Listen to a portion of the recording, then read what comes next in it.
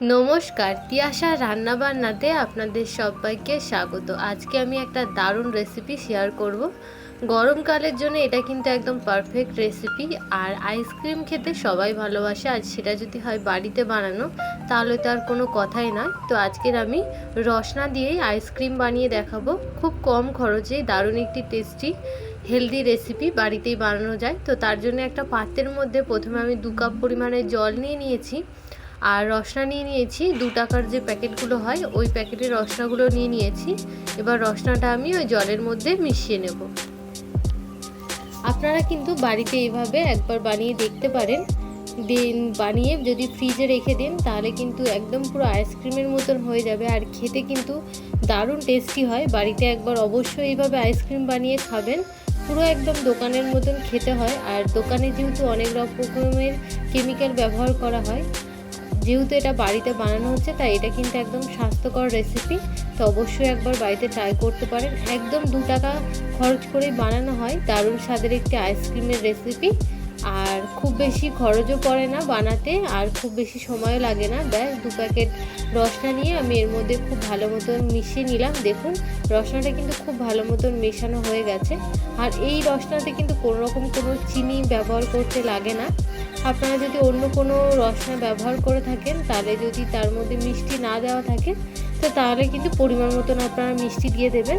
তারপরে আমি এভাবে চায়ের কাপ নিয়ে নিয়েছি, যে কাপের মধ্যে আমরা চা খাই সেই কাপ নিয়ে নিয়েছি। এবার এই চায়ের কাপের মধ্যে আমি রসনাটা যে গুলে রেখেছিলাম সেই রসনাটা কিছুটা পরিমাণে রসনা নিয়ে এই চায়ের কাপের মধ্যে আমি দিয়ে দেবো।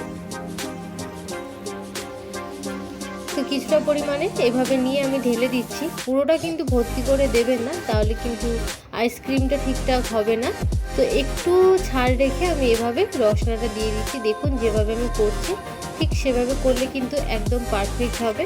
ঠিক এইভাবে আমি সবগুলো কিন্তু বানিয়ে নেব। সবগুলো চায়ের কাপে আমার রসনা দেওয়া হয়ে গেছে। এবার আমি খাতার যে পেজ থাকে সাদা পেজ সেটা নিয়েছি, সেটা একটা পেজকে আমি মোট 4 টুকরো করে নেব। নিয়ে খুব ভালো মতন এর উপর দিয়ে আমি দিয়ে দেব, যাতে খুব ভালো মতন বসে যায়। আর এই কাপগুলো কিন্তু আপনারা দোকানে খুব সহজেই কিনতে পেয়ে যাবেন। আর এইভাবে সাদা পেজ তো সবার বাড়িতেই থাকে, তো এভাবে করে দিয়ে দেবেন। এবার উপর দিয়ে আমি দিয়ে তারপর একটা করে গার্ডার এভাবে আটকে দেব। গার্ডারটা দেওয়ার পর যে কাঠিগুলো দেওয়া থাকে সেরকমই একটা কাঠি দিয়ে দিচ্ছি এইভাবে। এই কাঠিগুলোও কিন্তু আপনারা সহজেই দোকানে পেয়ে যাবেন। যে আইসক্রিম বা দই খাওয়ার যে কাঠিগুলো ব্যবহার করা হয় সেই চামচগুলো আমি দিয়েছি। দিয়ে আমি 4টে এভাবে বানিয়ে নিয়েছি। দেখুন কত সুন্দর হয়েছে। এবার এটাকে আমি ফ্রিজে রেখে দেবো প্রায় 1 ঘন্টা মতন। 1 থেকে 2 ঘন্টা পর ফিরে আসলাম। দেখুন আইসক্রিমগুলো কিন্তু একদম সুন্দরভাবে জমে গেছে। দেখেন কত সুন্দর লাগছে দেখতে, খেতেও কিন্তু দারুণ টেস্টি হয়। এবার খুব ভালোভাবে একটু হাত দিয়ে এভাবে নাড়ালেই কিন্তু এগুলো খুব সহজেই উঠে আসে।